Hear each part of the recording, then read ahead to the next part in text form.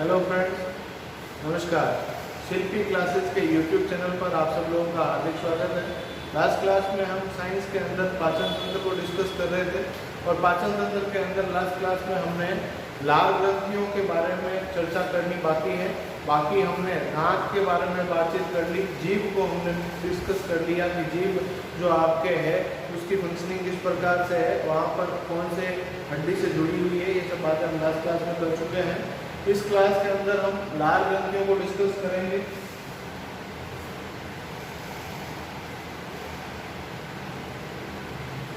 देखिए फ्रेंड्स, लाल ग्रंथियां जो सलाइवा ग्लैंड्स है, ये किस तरह से फंक्शनिंग करती है, इनका क्या काम है, वो पूरा आप डिस्कस कर लेंगे। देखिए, आप लोग जो है ऊर्जा के लिए भोजन करते हैं, जो मुख के अंदर भोजन जाता है, दांतों के द्वारा उसको काटा जाता है, चबाया जाता है, पीसा जाता है, और वहाँ पर जो जीभ है वो लगातार भोजन को मुख में घुमा रही है। उसी दौरान जब मुंह के अंदर भोजन जा रहा है तब आपके मुंह के अंदर लाल ग्रंथियों द्वारा लाल का स्रावन होता है, जो कि रंगहीन है और आपके पास क्षारीय प्रकृति की है। तो लाल ग्रंथियों के द्वारा जो लाल का स्रावन हो रहा है, वो लाल आखिर क्या कार्य करती है, यहाँ पर उसकी फंक्शनिंग को देखते हैं। तो सबसे पहले ध्यान रखिएगा, मानव शरीर में लाल ग्रंथियों की संख्या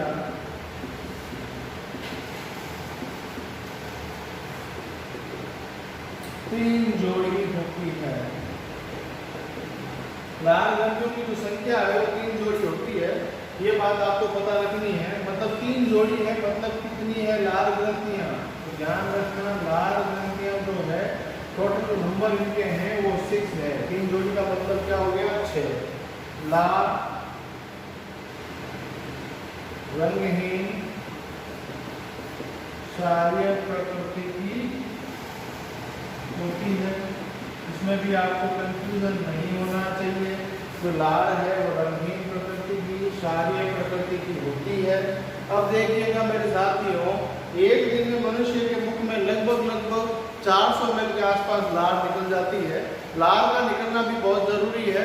अब यहाँ पर हम देख लेते हैं कि कौन कौन सी लाल ग्रंथियां हैं। तो यहाँ पर आप देखिएगा ध्यान से कौन कौन सी लाल ग्रंथियां हैं।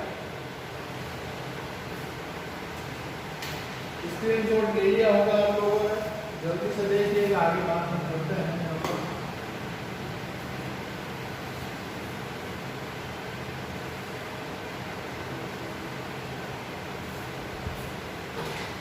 देखिए फ्रेंड, यहाँ पर लाल ग्रंथियों की संख्या जो है वो 3 जोड़ी, 3 पेयर्स, मतलब total number of saliva glands are 6।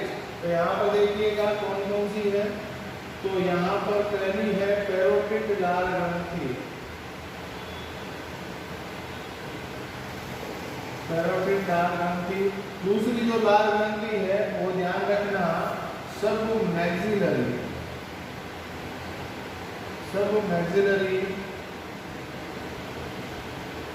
ग्रंथि। तीसरा जो है वो ध्यान रखना, पैरोटिड लाल ग्रंथि, सबमैक्सिलरी, और तीसरा जो आपके पास है वो सबलिंगुअल लाल ग्रंथि।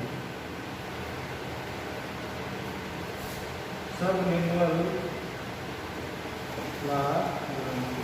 अब देखिएगा फ्रेंड्स, पैरोटिड लाल ग्रंथि, सबमैक्सिलरी और सबलिंगुअल, ये कहाँ इनकी लोकेशन कहाँ है। तो देखिएगा, पैरोटिड लाल ग्रंथि जो है वो कान के नीचे पाई जाती है। कहाँ पर होगी, कान के नीचे।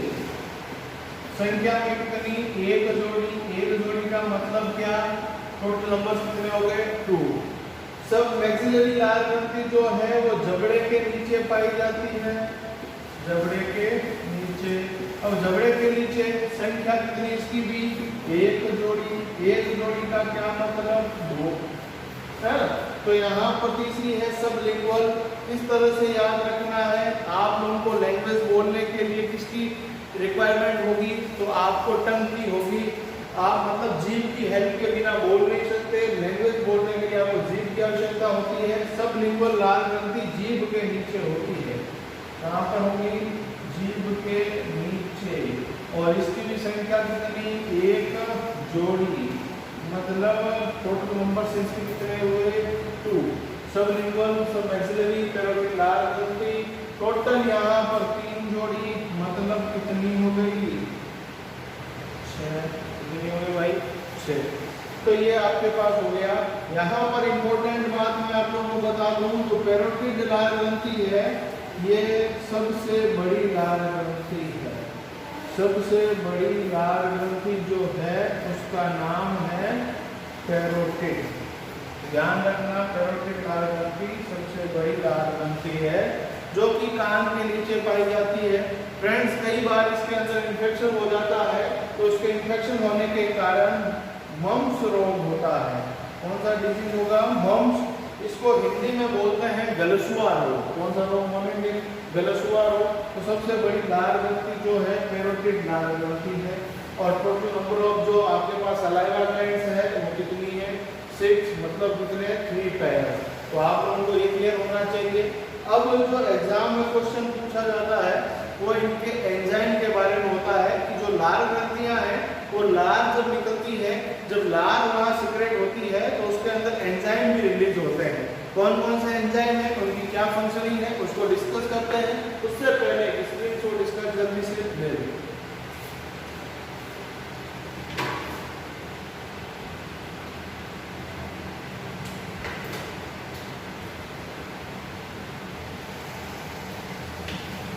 चलिए फ्रेंड्स, आपने स्क्रीनशॉट ले लिया होगा। हम डिस्कस करते हैं आगे कि आखिर कौन कौन से एंजाइम जो आपकी सलाइवा ग्लैंड से रिलीज होते हैं, आपकी सलाइवा में होते हैं, उसको हम डिस्कस करेंगे।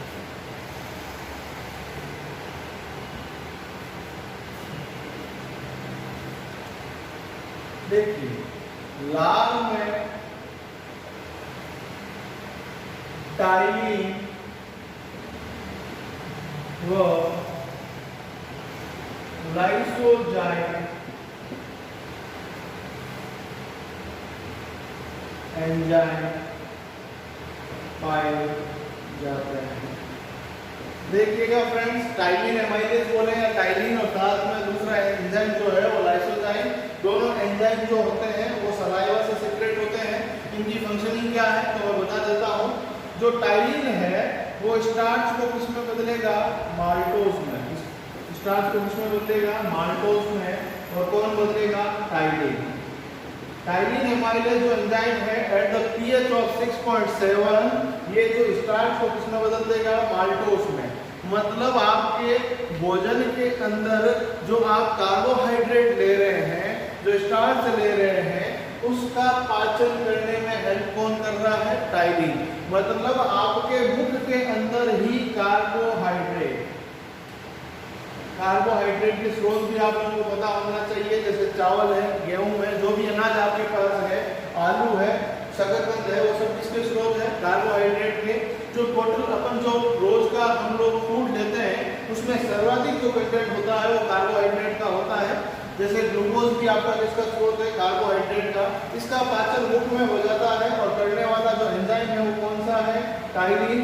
और ये भी आपको याद रखना है, टाइलिन स्टार्च को किसमें बदलता है? माल्टोज में बदलता है। अब देखिएगा मेरे साथियों, ऐसा क्वेश्चन हो सकता है कि बॉक्सर रिंग में बॉक्सिंग कर रहा है और बीच में जब रेस्ट टाइम हुआ है उस दौरान घायल बॉक्सर को कोच सबसे पहले उसको क्या देगा? घी देगा, तेल देगा, वहां पर उसको ग्लूकोज देगा या सभी दे देगा। तो यहाँ पर ध्यान रखना, एनर्जी उसको देनी है और उसको इंस्टेंट एनर्जी चाहिए, हाथों हाथ ऊर्जा चाहिए। वैसे घी और तेल के अंदर वहाँ पर ग्लूकोज से ज़्यादा ऊर्जा है, बट उनका जो ऊर्जा मिलने का समय है वो बहुत ज़्यादा है क्योंकि उनका पाचन मुंह में नहीं हो रहा है। बट वो ग्लूकोज जैसे ही लेगा तो टाइलिन वहाँ पर उसको पचा देगा और पचाते ही उसको ऊर्जा रिलीज होगी, जिसके कारण वो अपने आप को एनर्जाइज महसूस करेगा। दैट्स व्हाई जब भी कोई भी खिलाड़ी होता है उसको इंस्टेंट एनर्जी के लिए सबसे पहले क्या दिया जाता है? ग्लूकोज दिया जाता है, केले दिए जाते हैं, कार्बोहाइड्रेट वाली चीज़ें दी जाती है। उसका रीज़न क्या है? क्योंकि वहाँ पर टाइलिन जो एमाइलेज एंजाइम है वो मुंह में उसका क्या कर देगा? पाचन कर देगा। तो ऐसी बातें भी एग्जाम में पूछी जा सकती है जहाँ पर आपके नॉलेज के साथ आपका कॉमन सेंस भी चेक किया जाता है। तो आप लोगों के लिए पहली बात तो हो गई कि जो टाइलिन एमाइलेज एंजाइम है, टाइलिन एंजाइम है, कार्बोहाइड्रेट का पाचन करता है। तो मैं अपनी भाषा में भी लिख देता हूँ, टाइलिन कार्बोहाइड्रेट का पाचन करता। ये तो बात हो गई भैया आपके पास टाइलिन की। अब दूसरा एंजाइम जो है आपके पास है वो है लाइसोजाइम। कौन सा एंजाइम है? लाइसोजाइम। अब देखिएगा फ्रेंड्स, लाइसोजाइम एंजाइम जो है इसके बारे में बता दूं कि लाइसोजाइम एंजाइम जो आप लोग फूड जो लेते हैं और टोटल कंटेंट जो आपका फूड का है, अब ऑब्वियस सी बात है कि फूड के अंदर बहुत सारे बैक्टीरियाज भी होंगे, वायरसेस भी होंगे, बहुत सारे चारों तरफ की एनवायरनमेंट में जब वो आएगा तो उसके इंटरेक्शन के कारण बहुत सारी उसके अंदर बैक्टीरियाज होने के चांसेस रहेंगे। और उसको आपने क्या किया, उसको खाया, खाते ही मुंह में क्या निकली? लार निकली। लार निकलते ही वहां पर लाइसोजाइम एंजाइम रिलीज हुआ, और लाइसोजाइम जैसे ही वहां पर रिलीज हुआ तो लाइसोजाइम ने बैक्टीरिया को वहां पर मारना प्रारंभ कर दिया, बैक्टीरिया को उसने किल कर दिया। तो बैक्टीरिया को मारने के लिए कौन सा एंजाइम काम आता है? लाइसोजाइम। तो आप लोगों को ध्यान रखना है, लाइसोजाइम जो एंजाइम है वो आपके मुंह में जीवाणुओं को नष्ट करता है। बैक्टीरिया को किल करेगा तो जीवाणुओं को क्या करेगा? नष्ट करता है।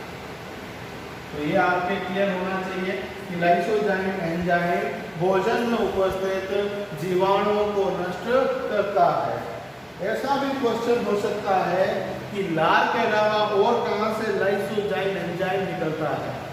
तब आप लोगों को ध्यान रखना है, आपकी आंखों में से कभी आंसू आते हैं और जीवन में जब आप सफल होएंगे, निकट भविष्य में जब सरकारी सेवाओं में आप जो लोग चुने जाएंगे, तब आपके और घर वालों के जो खुशी के आंसू आएंगे, उन आंसुओं में कौन सा एंजाइम है?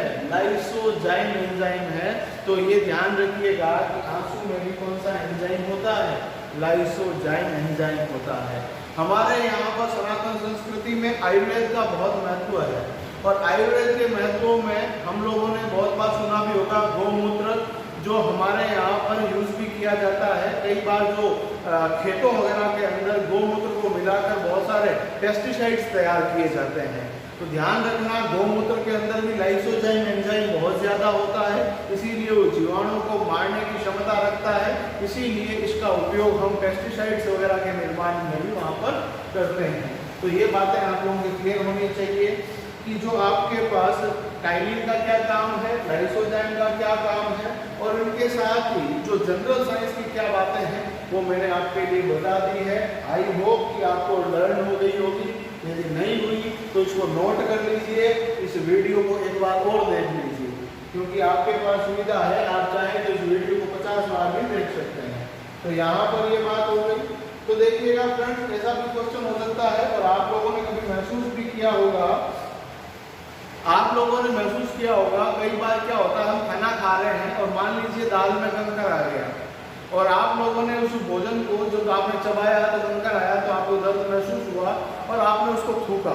अब आप जब उस भोजन को थूकेंगे तब आपने एक एनालाइज किया होगा, वहाँ पर आपने एक एनालिसिस किया होगा कि वो भोजन जो है वो चिपचिपा हो चुका है।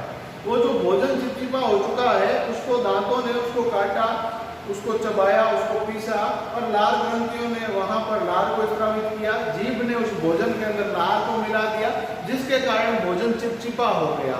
वह चिपचिपा भोजन मुख के द्वारा ग्रसनी से होते हुए आमाशय में जाएगा, और वो चिपचिपा भोजन जो है वो बोलस कहलाता है। क्या कहलाएगा फ्रेंड्स? बोलस। तो उसको हम डिस्कस करते हैं, उससे पहले एक स्क्रीनशॉट इसका जल्दी से ले लीजिए।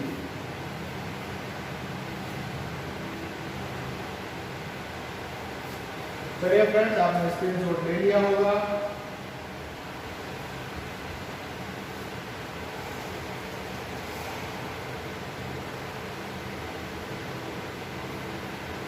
अब देखिए हम आगे बात करते हैं इसमें।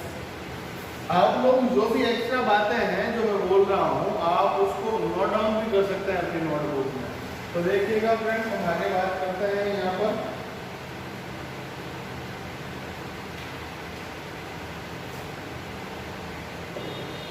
मुंह में दांतों द्वारा भोजन को चबाने तथा लार ग्रंथियों द्वारा स्त्रावित लार के भोजन में मिल जाने से भोजन चिपचिपा हो जाता है। भोजन चिपचिपा हो जाता है, जिसे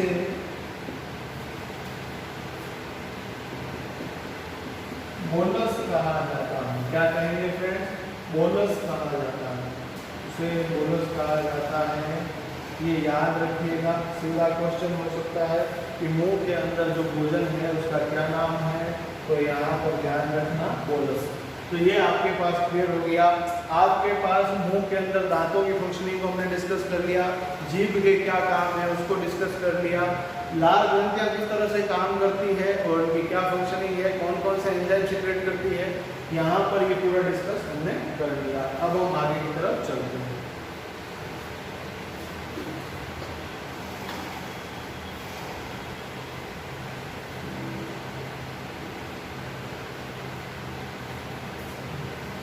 देखिए फ्रेंड्स, अगली जो भाग है वो है आपके पास ग्रसनी। ऑयसर फिंगर्स, इसको इंग्लिश में हम बोलेंगे, हिंदी में हम इसको ग्रसनी बोलते हैं।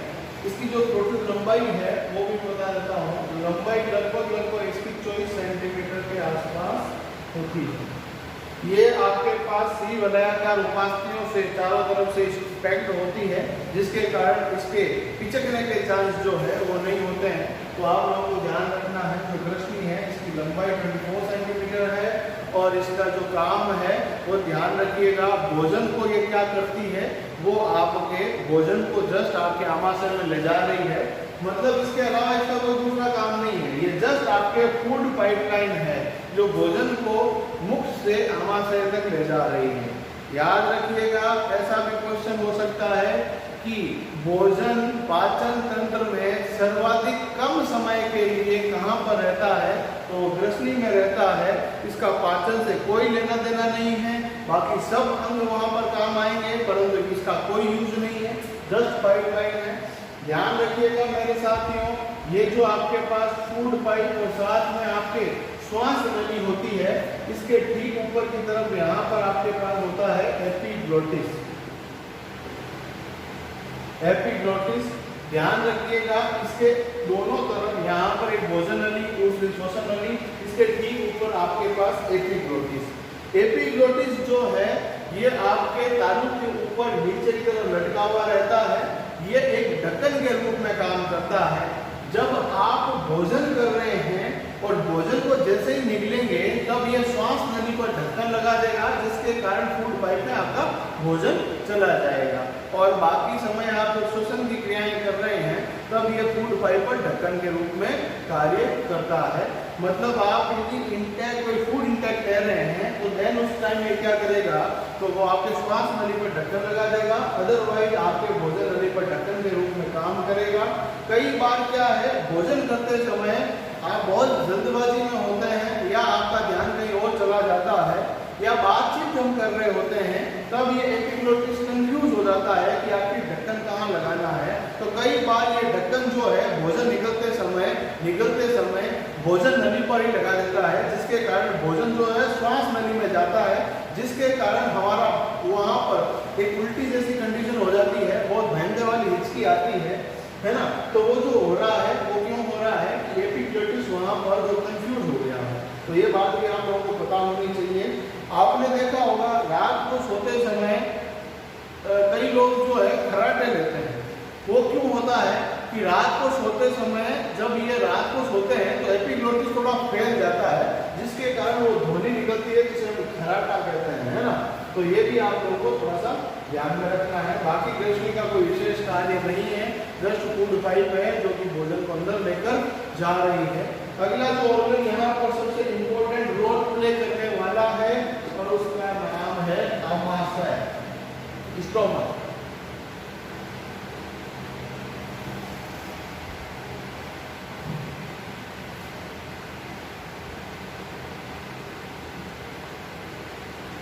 देखिएगा फ्रेंड्स, स्टोमक की बात करें, आमाशय की बात करें, तो पहली बात तो ये याद रखना, आमाशय में भोजन को काइम कहा जाता है, भोजन को काइम या काइमा कहा जाता है।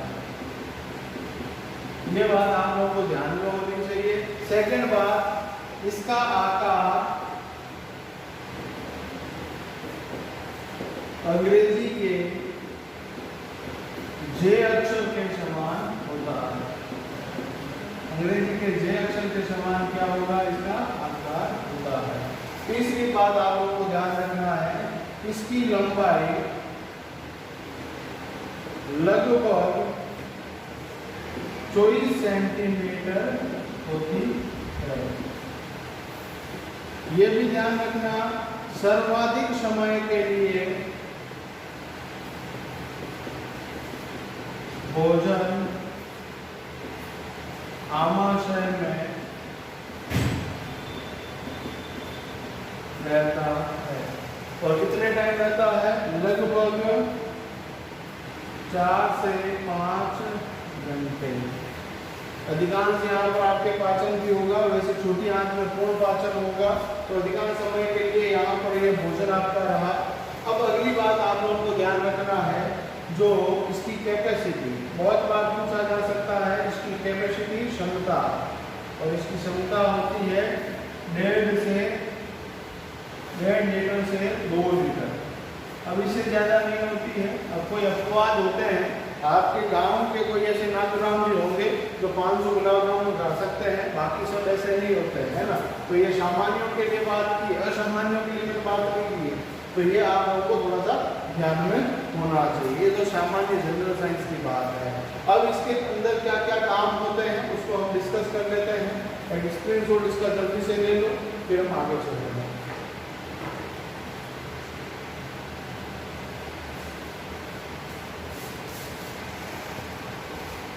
चलिए स्क्रीनशॉट आप लोगों ने ले लिया होगा, हम आगे डिस्कस करते हैं इसको।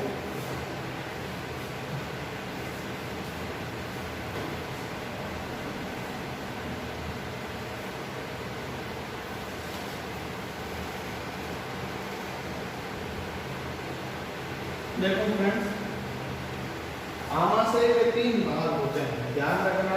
आमाशय के 3 भाग होते हैं, कार्डियक, दूसरा जो है फंडिक, और तीसरा है जो पायरोलिक। पहला जो है वो है आपके पास कार्डियक, दूसरा जो है वो है फंडिक, और तीसरा जो है वो है आपके पास पायरोलिक। देखिए फ्रेंड्स, कार्डियक आमाशय जो है वो ठीक आपके हार्ट के नीचे की तरफ आपके होगा, और ये जो है वो ग्रसनी से जुड़ा रहेगा। फंडिक जो है वो मध्य भाग है, और पायरोलिक जो भाग है वो आपके छोटी आंत से जुड़ा रहता है। ये बातें आप लोगों को ध्यान रखनी है। अब आपको ये ध्यान रखना है कि आमाशय की दीवारों पर छोटी छोटी जठर ग्रंथियां पाई जाती है।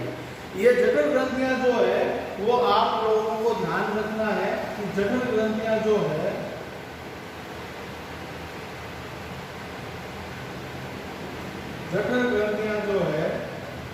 वो जठर रस का स्त्रावन करती है।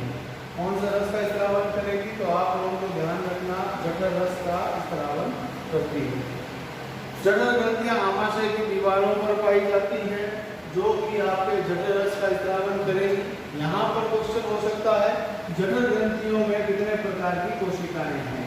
जठर ग्रंथियों में 3 प्रकार की कोशिकाएं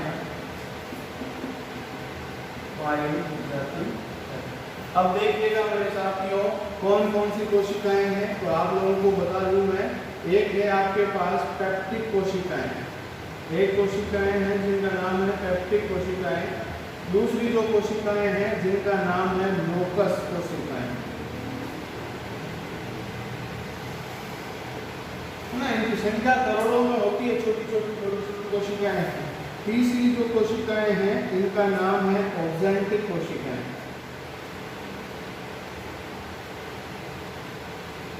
peptic, mucus and last one oxyntic कोशिकाएं। अब देखिएगा साथियों, इनके काम भी मैं बता देता हूँ। पेप्टिक कोशिकाएं जो है वो पेप्सिनोजन का स्त्रावन करती है, पेप्सिनोजन का स्त्रावन करेगी। पेप्सिनोजन एंजाइम है जो कि आपके पेप्टिक कोशिकाओं से निकलेगा, एंजाइम का स्त्रावन, है ना। ये आगे चलकर डाई प्रोटीन बनाएगा और ये आपको प्रोटीन को तोड़ने में हेल्प करेगा। म्यूकस कोशिकाएं जो है वो श्लेष्म का स्त्रावन करती है, श्लेष्म का स्त्रावन। ये जो श्लेष्म है मेरे साथियों, ये आपके वहां पर चिकना पदार्थ है जो कि आपके आमाशय की दीवारों को बड़ा करने में हेल्प करता है। और साथ ही साथ ध्यान रखना, श्लेष्म जो है वो आमाशय की दीवारों को क्षतिग्रस्त होने से भी बचाता है। अब आप सोचोगे यार सर आमाशय की दीवार क्षतिग्रस्त क्यों होगी, तो उसको मैं बताऊंगा। ऑक्जेंटिक कोशिकाएं जो है one of the very important, और कौन से अम्ल का स्त्रावन करेगी, HCl अम्ल का स्त्रावन। देखो भाई, अम्लों का राजा जो है वो H2SO4 है, बट HCl जो हाइड्रोक्लोरिक एसिड है वो भी one of the strongest acid है। तो ये भी आप लोगों को ध्यान रखना है। HCl हमारे पेट के अंदर आमाशय में निकलता है। अब आप सोचोगे सर HCl हमारे पेट में निकलता है तो इसका क्या काम है, तो ध्यान रखना, आपने भोजन मुंह में लिया, वहां पर लाइसोजाइम एंजाइम लाल ग्रंथियों द्वारा निकला, उसने कुछ बैक्टीरिया को वहां पर किल किया, फिर भी सब बैक्टीरिया तो मर नहीं सकते। यदि सब के सब मर जाते तो आई होप कि हम बीमार बहुत कम होते, रियल होते कभी नहीं होते, ऐसा भी हो सकता है। तो यहाँ पर ध्यान रखना कि वहां पर उसने मारे, फिर अंदर जब वो पेट के अंदर गया तो हाइड्रोक्लोरिक एसिड जब वहां पर रिलीज हुआ तो उसने बैक्टीरिया को और मार डाला। और साथ ही साथ ध्यान रखना, जो भोजन मुंह में गया तब वो सारी प्रकृति का था, परंतु जैसे ही अंदर गया आमाशय में वो अम्लीय प्रकृति का हो गया। किसके कारण, HCl के कारण। सबसे इंपॉर्टेंट बात कि आमाशय की दीवारों पर छोटी छोटी जठर ग्रंथियां पाई जाती है, जिनमें 3 प्रकार की कोशिकाएं हैं, पेप्टिक कोशिकाएं, म्यूकस कोशिकाएं तथा तीसरी ऑक्जेंटिक कोशिकाएं। पेप्टिक सेल जो पेप्सिनोजन एंजाइम को रिलीज करेगी, म्यूकस सेल्स जो म्यूकस को वहां पर रिलीज करेगा, और ऑक्जेंटिक सेल्स जो है वो हाइड्रोक्लोरिक एसिड को सिक्रेट करेगा। तो ये सब बातें आप लोगों को अच्छे से पता होनी चाहिए। म्यूकस जो है वो आपके जो आमाशय है उसकी दीवारों को थोड़ा फैलाने में हेल्प करता है, क्योंकि आमाशय प्रति 48 घंटों से 72 घंटों के अंदर अपने शेप एंड साइज के अंदर थोड़ा सा वो चेंजेस करता रहता है, तो वो आपके पास हेल्प करता है। यहाँ पर इम्पोर्टेंट बात ये भी है, पेप्सिनोजन वो प्रोटीन को तोड़ेगा, डाइप्रोटीन को तोड़ेगा और प्रोटीन के पाचन में हेल्प करता है। ऑक्जेंटिक सेल्स जो है वो आप लोगों को ध्यान रखना है, HCl का स्त्रावन करता है। मैं कुछ बातें और आमाशय के बारे में, HCl के बारे में बता देता हूँ, ध्यान से देखिएगा। और जिन विद्यार्थियों के याद नहीं है वो एकदम अपने शॉर्ट नोट्स यहाँ से बना लेंगे। तो HCl के बारे में बता देता हूँ। HCl जो है उसका पूरा नाम है हाइड्रोक्लोरिक एसिड, हाइड्रोक्लोरिक अम्ल। ऑक्जेंटिक सेल से निकलता है। अब देखिएगा, ये भोजन को क्षारीय माध्यम से अम्लीय माध्यम में परिवर्तित करता है। पहली बात तो ये कि ये भोजन को इसका मीडियम चेंज कर देगा। दूसरी बात आप लोगों को ध्यान रखनी है, ये भोजन में उपस्थित जीवाणुओं का नाश करता है ना फ्रेंड्स। तो ये दोनों बातें आप लोगों को ध्यान रखनी है। तीसरी बात आप लोगों को मैं बता दूं, यहाँ पर जो HCl है वो यहाँ पर भोजन को अपने माध्यम तो प्रदान कर रहा है। यहाँ पर HCl जब निकलता है ना तो वहाँ पर म्यूकस कोशिकाओं के द्वारा म्यूकस निकलता है, और म्यूकस क्या करता है, वो आमाशय की दीवारों पर फैल जाता है, जिसके कारण क्या होगा कि वो HCl जो बहुत ज़्यादा मतलब आपके लिए खतरनाक हो सकता है, वो उतना वहाँ पर प्रभाव न दिखा पाए और आमाशय को क्षतिग्रस्त होने से बचा पाए।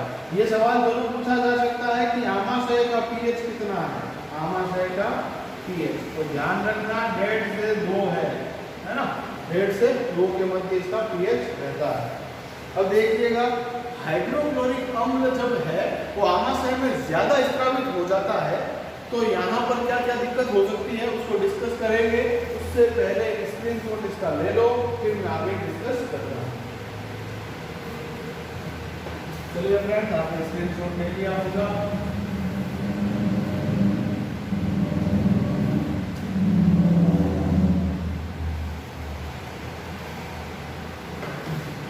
अब देखो हाइड्रोक्लोरिक अम्ल की अधिकता के कारण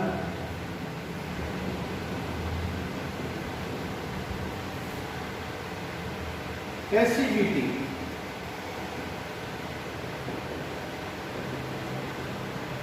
की समस्या होती है।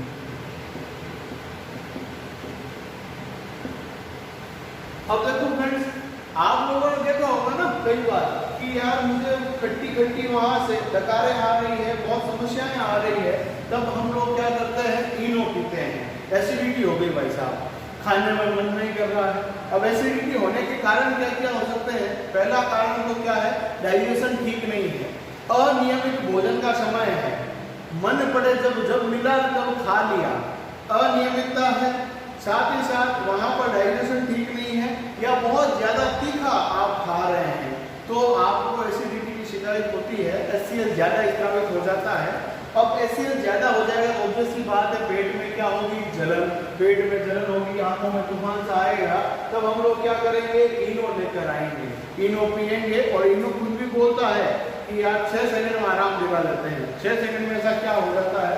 तो ध्यान रखना, एसिडिटी को दूर करने के लिए इनो मत कर देना। ऐसा नहीं कि एसिडिटी को दूर करने के लिए इनो का उपयोग करते हैं, ऐसा नहीं है। इनो तो वो एक ब्रांड है। एसिडिटी को कम करने के लिए देखो, वैसे हम केमिस्ट्री के अंदर इसको डिस्कस वापस करेंगे। कोई भी स्ट्रॉन्ग एसिड है उसके साथ यदि हमने स्ट्रॉन्ग बेस वहां पर मिला दिया तो वहां पर जो अभिक्रिया हो जाएगी वो उदासीनीकरण अभिक्रिया हो जाएगी, जिसके कारण वहां पर लवणों का निर्माण हो जाएगा, साथ में जल बन जाएगा और अम्ल और साथ दोनों न्यूट्रल हो जाएंगे। तो मामला ऐसा ही है, यहाँ पर भी एसिड को कम करने के लिए milk of magnesia, milk of magnesia, ध्यान रखना मेरे साथियों, बहुत बार पूछा गया है कि मिल्क ऑफ मैग्नीशिया क्या है। तो ध्यान रखना MgOH(2), इसका ही दूसरा नाम क्या है, मैग्नीशियम हाइड्रोक्साइड, मैग्नीशियम हाइड्रोक्साइड का प्रयोग करते हैं। देखो फ्रेंड्स, MgOH(2) मैग्नीशियम हाइड्रोक्साइड, जिसका एक सामान्य भाषा में मिल्क ऑफ मैग्नीशिया कहते हैं, जो कि इनो वगैरह जो भी हमारे एसिडिटी रेगुलेटर है ना, उन सब में मिलाया जाता है। अब देखिएगा किस तरह से होता है। पेट में तुम्हारे क्या है, हाइड्रोक्लोरिक एसिड है HCl, और हमने क्या डाला इसके साथ, MgOH(2). तो यहाँ पर ये रिएक्शन हो जाएगी, कौन सी अभिक्रिया होगी, उदासीनीकरण अभिक्रिया। कौन सी अभिक्रिया, उदासीनीकरण अभिक्रिया, है ना। तो यहाँ पर उदासीनीकरण अभिक्रिया हुई और यहाँ पर क्या होगा, MgCl2 बनेगा, मैग्नीशियम क्लोराइड बन जाएगा और साथ ही साथ यहाँ पर जल बन जाएगा, जिसके कारण आपको पेट में जलन त्रुटि कम हो जाएगी। तो आप लोगों को ध्यान रखना है, एसिडिटी को कम करने के लिए मिल्क ऑफ मैग्नीशिया का प्रयोग करते हैं, जो कि आपके पास स्ट्रॉन्ग बेस है, मतलब आप कह सकते हैं शक्तिशाली आपके पास क्षार है, जो कि आपके स्ट्रॉन्ग एसिड के साथ रिएक्शन करके वहां पर लवणों का निर्माण कर देगा और साथ में जल बना देगा, जिसके कारण अम्ल की मात्रा आपके पेट में कम हो जाएगी, एसिडिटी कम हो जाएगी, तो भूख लगेगी, वापस रसोई की तरफ प्रस्थान करेंगे और वहां पर आप खाना वाना खाएंगे। तो ये चीजें आप लोगों को ध्यान रखनी है। ऐसा भी क्वेश्चन हो सकता है कि आमाशय में HCl या दूसरी जो डाइजेशन ठीक नहीं होने के कारण आमाशय में बीमारी हो सकती है और आमाशय की दीवारें क्षतिग्रस्त होना प्रारंभ हो जाती है, जिस बीमारी को कहा जाता है अल्सर। अल्सर में आमाशय की दीवारें क्षतिग्रस्त हो जाती है और आप लोगों ने सुना होगा कि उस आदमी के अल्सर हो गया, तो वहां पर एक यंत्र के द्वारा उस आमाशय की फोटो खींची जाती है, उसको चेक किया जाता है और उस प्रक्रिया को एंडोस्कोपी, क्या बोलेंगे, एंडोस्कोपी के द्वारा वहां पर चेक किया जाएगा। तो ये भी ध्यान रखना, अल्सर को चेक करने के लिए जो प्रयोग किया जाता है वहाँ प्रक्रिया है दैट इज एंडोस्कोपी। तो ये आपके पास क्लियर होना चाहिए कि जो HCl की अधिकता के कारण एसिडिटी होती है, एसिडिटी के अंदर हम इनो वगैरह का यूज करते हैं क्योंकि वहाँ में मैग्नीशिया यूज हो रहा है, जिसके कारण वहाँ पर न्यूट्रलाइजेशन रिएक्शन हो रही है, दैट्स व्हाई वहाँ पर लवणों का निर्माण हो रहा है, शॉर्ट्स वहाँ पर बन रहे हैं, जिसके कारण अम्लता कम हो जाती है। तो ये बात है कि आपके पास हाइड्रोक्लोरिक एसिड की वो म्यूकस कहाँ हेल्प कर रहा है वो भी हमने डिस्कस कर लिया। मैं आप लोगों को ये भी बता देता हूँ थोड़ी सी बातें और, उससे पहले स्क्रीनशॉट इसका ले लें। चलिए फ्रेंड्स, आपने स्क्रीनशॉट ले लिया होगा, हम आगे डिस्कस करते हैं।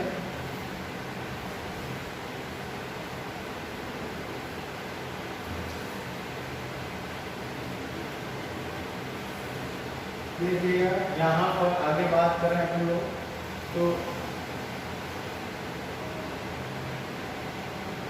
पेप्सिनोजन जो एंजाइम है, पेप्सिनोजन प्रोटीन का पाचन करता है। देखो यहाँ पर जो क्या होता है, प्रोटीन को डाइप्रोटीन में वहाँ पर पेप्टोन और डाइप्रोटीन में तोड़ने का काम पेप्सिनोजन करेगा।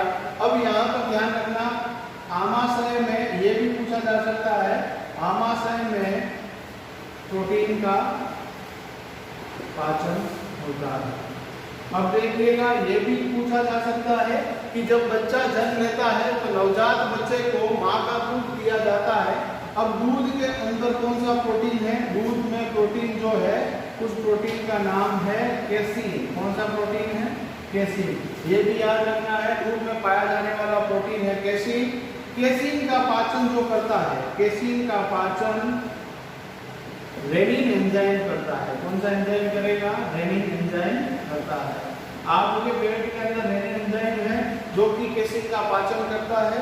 कई बार आप लोगों ने देखा होगा जो बच्चे की माँ का देहांत हो जाता है उस समय उसको गाय अथवा बकरी का दूध, सबसे पहले बकरी का दूध दिया जाता है, उसका पाचन आसानी से हो जाता है। अदरवाइज केसीन का पाचन करने के लिए जो एंजाइम प्रयुक्त होता है उसका नाम क्या है, रेनिन। तो प्रोटीन का पाचन आपके आमाशय के अंदर होगा। यहाँ पर ध्यान रखना, दूध के अंदर आपको प्रोटीन पता चल गया। ऐसा सवाल पूछा जा सकता है कि दालों में सर्वाधिक प्रोटीन किसमें मिलेगा, तो सोयाबीन में मिलेगा। अबाउट 37 ग्राम पर 100 ग्राम के अकॉर्डिंग वहाँ पर आपके पास उस रेशियो में आपको प्रोटीन मिल जाएगा। ऐसा भी पूछा जा सकता है कि आपके पास जो रक्त है, रक्त में कौन सा प्रोटीन, तो रक्त में जो प्रोटीन है उसका नाम भी ध्यान रखना, ग्लोबिन प्रोटीन है। कौन सा प्रोटीन है भैया, ग्लोबिन प्रोटीन, जिसके कारण हीमोग्लोबिन बन रहा है। अब इसके अलावा पूछा जा सकता है मांसपेशियों में कौन सा प्रोटीन, मांसपेशियों में प्रोटीन, तो मांसपेशियों में ध्यान रखना मायोसिन प्रोटीन है। मायोसिन वो एक्टिन होते हैं, मायोसिन प्रोटीन, एक्टिन प्रोटीन भी होता है मांसपेशियों के अंदर। इसके अलावा आप लोगों को ध्यान रखना है, दूध पता चल गया। इसके अलावा आपसे पूछा जा सकता है आपकी त्वचा में कौन सा प्रोटीन, त्वचा में प्रोटीन, तो आप लोगों को ध्यान रखना है इसमें आपके पास जो प्रोटीन होता है उसका नाम है कीरेटिन। क्या नाम है, कीरेटिन प्रोटीन। तो कीरेटिन प्रोटीन आपके त्वचा में है। और यहाँ पर साथ ही साथ आप लोगों को ध्यान रखना है आपके हड्डियों में कौन सा प्रोटीन है, तो मैं यहाँ लिख दे रहा हूँ हड्डियों में प्रोटीन, और हड्डियों के अंदर जो प्रोटीन है उसका नाम है ओसीन। कौन सा प्रोटीन है, ओसीन। तो ये बातें आप लोगों को ध्यान रखनी है। आमाशय के अंदर आपके प्रोटीन का पाचन होता है। उसके बाद जो भोजन जो है आमाशय में 4-5 घंटे रहेगा, HCl का स्त्रावन होगा। HCl क्या काम करता है वो मैंने आपको अच्छे से डिस्कस कर लिया है। आई होप कि आपको ये आमाशय की फंक्शनिंग पूरी पता चल गई होगी। आमाशय के बाद जो भोजन है वो छोटी आंत में जाएगा। छोटी आंत के कौन कौन से भाग है, क्या क्या फंक्शनिंग है, कौन कौन से एंजाइम वहाँ निकल रहे हैं, उसको हम डिस्कस करेंगे। यहाँ पर एक लाइपेज एंजाइम भी होता है जो कि आपके वसा का पाचन करता है, उसको भी हम डिस्कस करेंगे। आई होप कि आपको ये वीडियो अच्छा लगा होगा। अच्छा लगा है तो इसको ज़्यादा से ज़्यादा लोगों तक शेयर कीजिए। शिल्पी क्लासेस के चैनल को आप लाइक कीजिए, सब्सक्राइब कीजिए और जो बेल आइकन का नोटिफिकेशन, जो बेल आइकन है उसको प्रेस कर दीजिए ताकि आने वाले सभी वीडियोस की नोटिफिकेशन आपको प्राप्त हो जाए। Thank you so much. और साइंस की क्लास आपको रोज़ 2 बजे आपको शिल्पी क्लासेस के यूट्यूब चैनल पर मिल जाएगी, तो इसको सब्सक्राइब कर लें। Thank you.